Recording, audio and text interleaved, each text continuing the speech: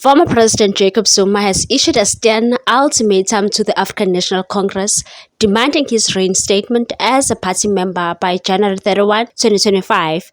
Failure to comply, he warns that it will result in legal action.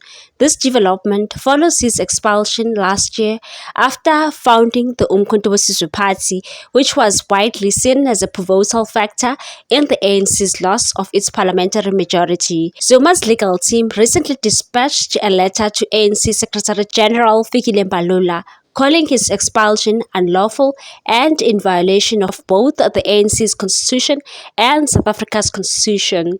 They argue that the disciplinary process leading to Zuma's removal was riddled with procedural flaws, including the refusal to grant him a physical hearing and a lack of transparency. The letter outlines several grievances, including the ANC's alleged failure to provide a public hearing, refusal to postpone the National Disciplinary Committee meeting to a mutual convenient date, and the denial of Zuma's right to present mitigating evidence. Mbalula is also accused of undue interference in the disciplinary process.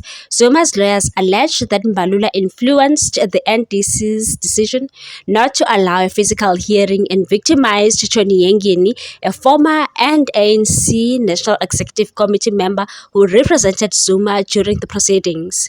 The letter also stated that the continued victimization of Mr. Yengeni appears aimed at undermining President Zuma's political rights as enshrined in the ANC and national constitutions. Zuma's legal representatives further allege inconsistencies in how the ANC handled his case compared to others who have formed breakaway factions or aligned with the rival political movements. They point to historical leniency granted to members affiliated with the Congress of the People and South African Communist Party, the latter of which is set to contest the 2026 local government elections independently. Mzwanele Manyi, spokesperson of the Jacob Zuma Foundation and Umkhonto we Sizwe Party, has echoed these concerns. In a statement, Manyi claimed Zuma's rights had been trampled and accused Mbalula of undermining the ANC's values, and said this is about more than one individual.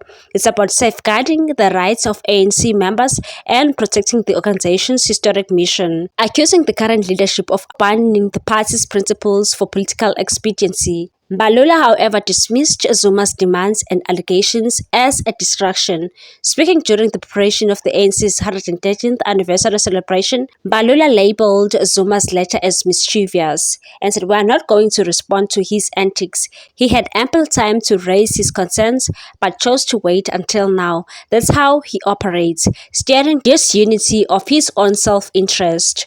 Zuma's lawyers have demanded a full record of the NDC's proceedings and a detailed explanation for the dismissal of his appeal. They insist the expulsion be overturned immediately, pending proper adherence to ANC and national legal standards. Should the ANC fail to meet these demands, Zuma plans to seek a court order for a reinstatement, along with punitive costs against the party.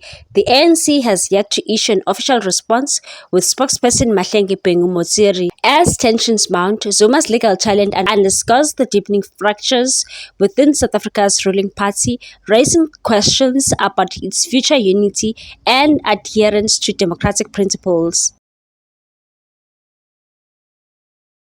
What's your take on this one, people? Thanks for watching. Please subscribe for more news.